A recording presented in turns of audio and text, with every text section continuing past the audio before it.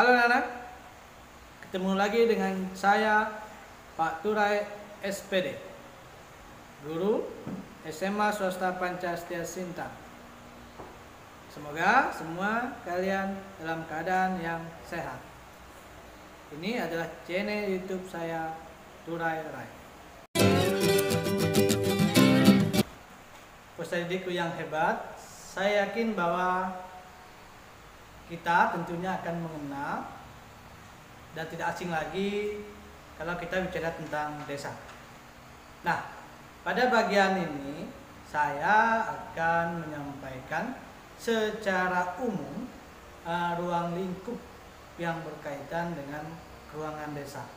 Nah, bicara tentang desa, tentu Pak Posradikku, kita mengenal istilahnya adalah di mana saja kita berada sering menyebut nama-nama desa. Misalnya ketika kenalan, tentu kadang-kala kita juga menanyakan kepada teman kita, kamu berasal dari mana? Itu salah satu contoh. Ruang lingkup yang berkaitan dengan desa. Lebih mendalam tentang hal-hal tersebut, maka marilah kita simak penjelasan dari saya. Nah, desa memiliki banyak istilah. Kalau di Indonesia, pada umumnya memang kita menyebut desa itu pedesaan. Itu istilah umumnya. Tapi kalau kita ke pulau atau daerah-daerah lain, biasanya contohnya Aceh, biasa menyebut desa itu kampung. Dan ada beberapa Tapanuli biasa menyebut desa itu huta. Itu istilahnya. Tetapi kalau di Kalimantan Barat, khususnya Sintang, kita ini sering mengenal desa itu, kalau biasanya peserta didik itu pulang kampung, berarti itulah yang kita kenal dengan desa. Nah, yang berikutnya kita akan bicara tentang pengertian. Nah, pengertian sebenarnya banyak dari beberapa tokoh ya atau para ahli. Saya ambil contoh misalnya pendapatnya Bintarto, dia mengatakan bahwa secara geografis desa itu adalah hubungan timbal balik antara lahan dengan aktivitas manusia. Dan masih banyak pengertian yang lain. Misalnya ada lagi pengertian pendapatnya Sutarjo, desa itu adalah kaitan dengan adat istiadat ya. Saya yakin adik-adik ini pasti tahu itu. Misalnya kalau di daerah itu kan sering mengenal adat istiadat. Di desa si A misalnya, si B ada istiadatnya bagaimana. Kalau misalnya daerah saya misalnya ada istiadatnya pasti misalnya kerjasama, gotong royong dan sebagainya. Itu pendapatnya Karto. Ada pendapatnya William. Ada pendapat yang lainnya juga ya, yang berkaitan dengan pengertian-pengertian desa itu. Nah, secara umum itu saya ambil pendapatnya Paul. Dia mengatakan bahwa desa merupakan suatu wilayah kecil. Kalau dalam hitungannya jumlahnya kurang dari 25.000 jiwa. Nah, oleh sebab itu maka kita bisa melihat dari ciri-ciri apa yang ada di sekitar kita.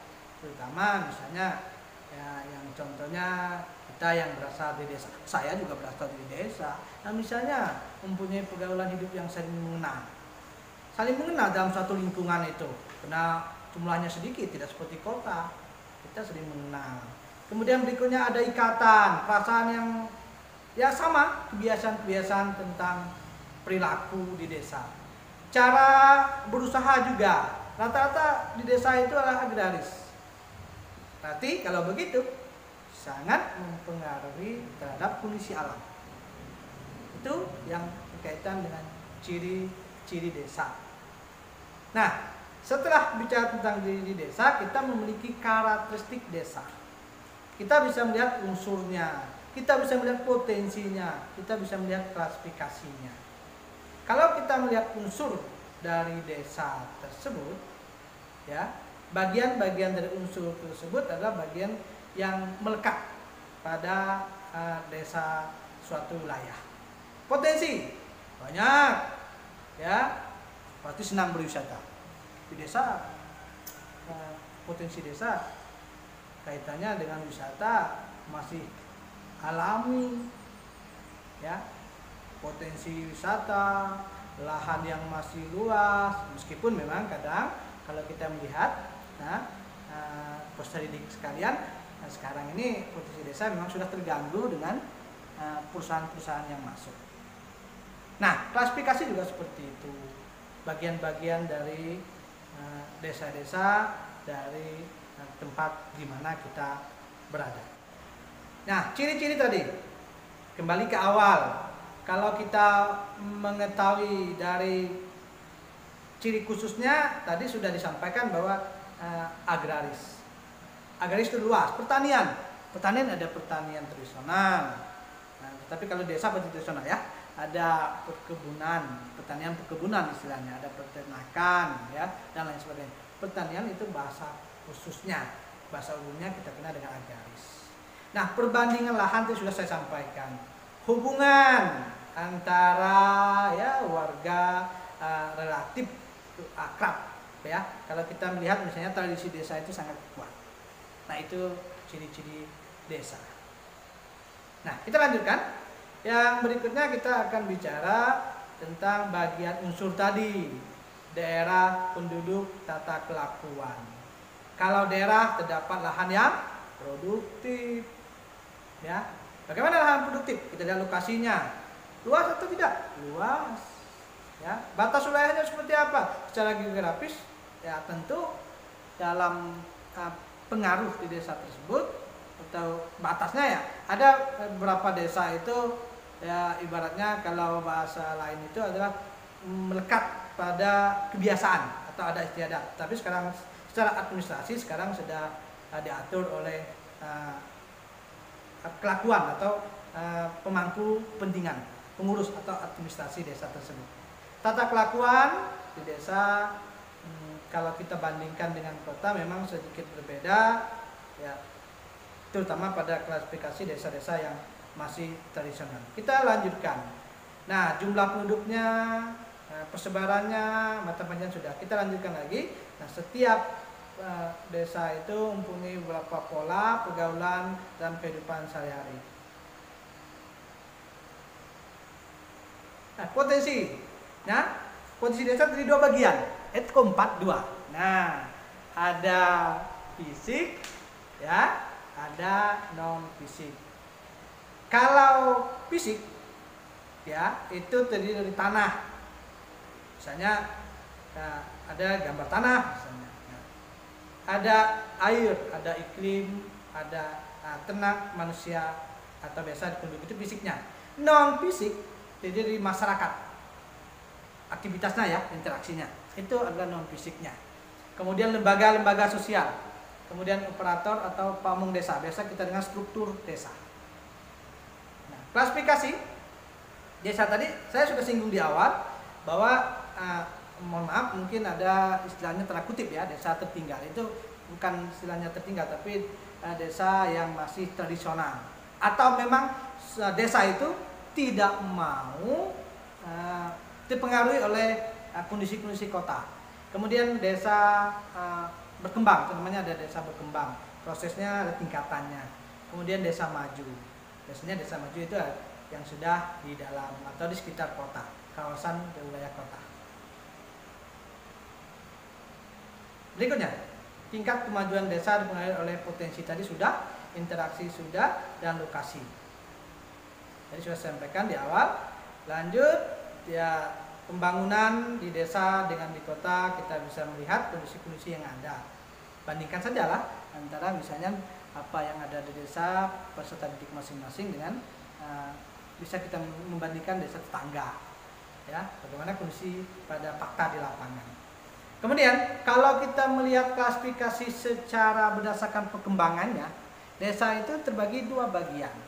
Tetapi bagian yang kedua tadi fisik non fisik. Kemudian dari fisik non fisik itu tadi mengklasifikasikan potensi-potensinya, kita bisa membedakan desa swakarya, swasembada dulu, swadaya dulu, swakarya, kemudian swasembada. Itu 3 bagian dari desa. Kalau penjelasannya swadaya hampir sama dengan istilahnya masih terikat dengan tradisi. Kalau swakarya mulai berkarya, sesuatu yang mulai berkarya yang ada pengaruhnya dari luar. Kemudian mata pelajaran sudah bervariasi ya, tidak itu jenjangnya tadi. Kemudian ada desa swasembada, yaitu desa yang telah maju. Lanjut, kita struktur ruang. Bagaimana kesediaan air desa? Banyak air, sumber air sudah dekat, itu banyak air. Ya. Bagaimana kondisi tanahnya? Ya, subur, tentu. Kalau dibandingkan di kota, itu lahannya luas, ya. Bisa pilih-pilih. Kalau di Kalimantan ini orang maka mengenal namanya ya memang agak kurang baik sebenarnya adalah lahan atau ladang berpindah. Ini mereka mengkondisikan tanah. Di mana lahan subur, di situ membuka di mana tanah subur maksud saya, di situ membuka lahan. Oke, kemudian topografi, iklim, aktivitas penduduk dan budaya yang ada di desa. Kita lanjut. Berikutnya adalah pola pemukiman desa. Nah, ini tidak susah untuk dipahami. Pola, kalau berkaitan dengan pola berarti alurnya, ya. Nah, pola pemukiman berarti lihat dari penduduknya. Ingat pola. Ada pola menyebar berarti menyebar. Ya, biasanya pada daerah dataran rendah. Biasanya desa yang pola menyebar itu rumahnya di pusat desanya, tetapi dia bercocok tanamnya di daerah. Itu pola menyebar namanya. Ada pola memanjang, bahasa lainnya linier, memanjang di sepanjang sungai. Kalau Kalimantan ini biasanya di desa itu di sekitar sungai berderetlah rumah-rumah, itu pola memanjang. Kemudian ada pola mengelompok, itu terpusat. Ya, kalau mengelompok ya biasanya di persimpangan jalan, mengelompok satu rumah di situ. Kemudian biasanya di mana kondisi-kondisi yang ramai, ya terbentuklah sebuah desa atau pemukiman yang mengelompok. Demikian penjelasan materi tentang interaksi keruangan desa. Jangan lupa like dan subscribe.